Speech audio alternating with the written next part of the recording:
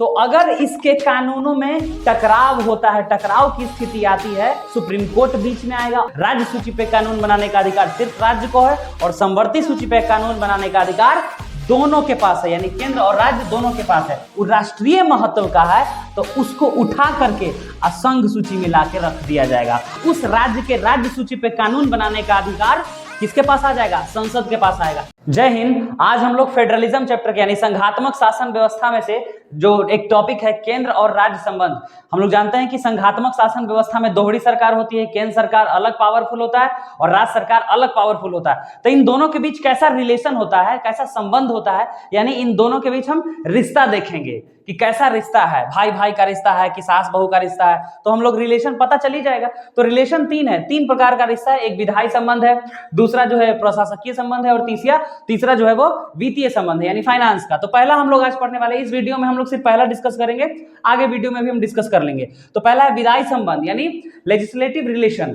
क्या होता है लेजिस्लेटिव रिलेशन? केंद्र और राज्य के बीच में। तो सबसे पहला ये है, देखिए केंद्र सरकार में कानून बनाने का अधिकार संसद के पास है और हर राज्य में कानून बनाने का अधिकार विधानमंडल के पास है। विधानमंडल यानी उसमें भी दो सदन है, विधानसभा और विधान परिषद। संसद में भी दो सदन है, लोकसभा और राज्यसभा। तो ये लोग अगर कानून बनाता है तो ये तो देश के लिए बनाएगा और ये राज्य के लिए बनाता है।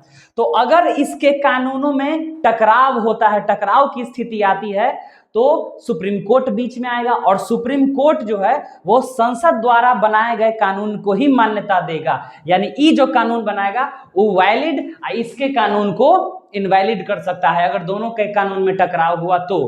पहला संबंध ये रहा, यही से लग रहा है टकराव हो रहा है। दूसरा, संविधान ने शक्तियों का विभाजन किया है, पावर्स का बंटवारा किया है। कैसे? तो सूचियों का निर्माण करके।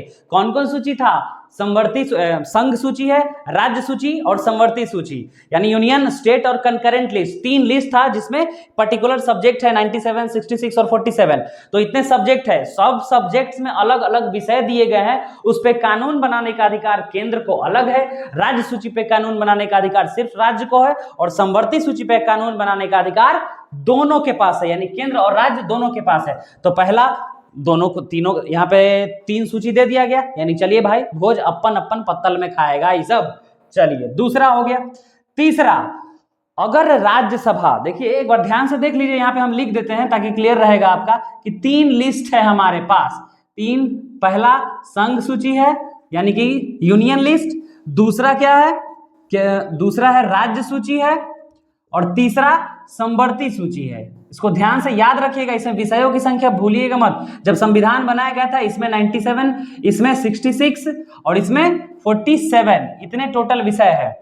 तो हमारा तीसरा टॉपिक जो है कि राज्यसभा अगर 2/3 बहुमत से यह पारित कर दे कि राज्य सूची का कोई विषय, यानी इस विषय का, इस लिस्ट में से कोई सब्जेक्ट जो 66 को है वो राष्ट्रीय महत्व का है, तो उसको उठा करके असंघ सूची में लाके रख दिया जाएगा और संघ सूची में जैसे ही आएगा तो कानून बनाने का अधिकार संसद के पास आएगा।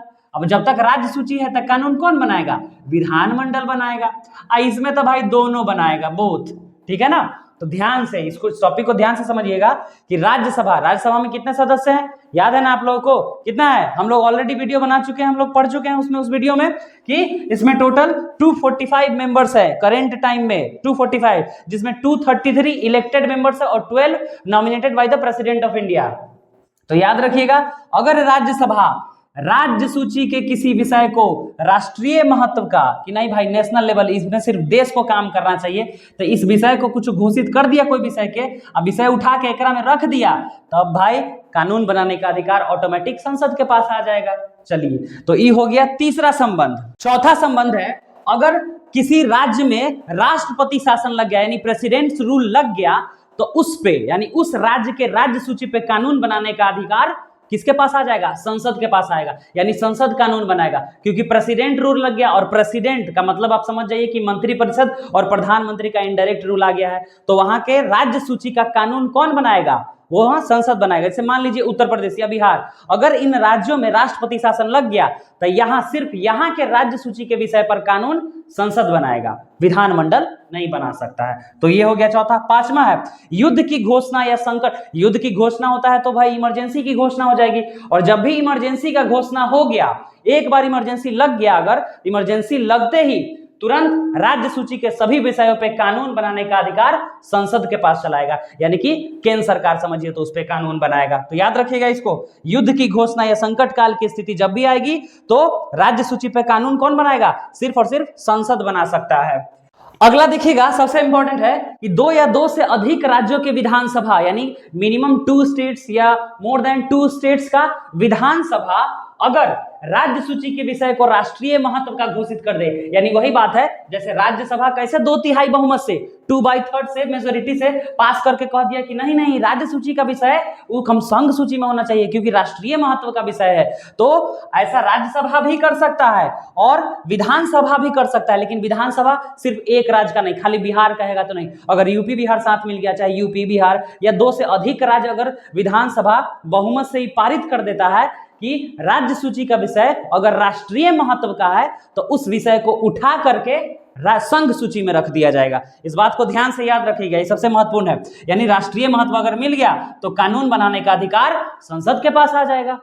तो ये था केंद्र राज्य संबंध। आगे अगली वीडियो में हम लोग चर्चा करेंगे, ये तो विधायी संबंध हो गया, अगला वीडियो में हम लोग पढ़ने वाले हैं प्रशासकीय संबंध और वित्तीय संबंध के बारे में चर्चा करेंगे। ठीक है, अगर इसमें कुछ ना समझ में आता हो तो आप लोग रिवाइंड करके फिर से समझने का कोशिश कीजिएगा, खासकर तीसरा, पांचवा, छठा, ये सब पॉइंट जो है बहुत इंपॉर्टेंट है। ठीक है, अब हम लोग मिलते हैं अगले वीडियो में। जय हिंद।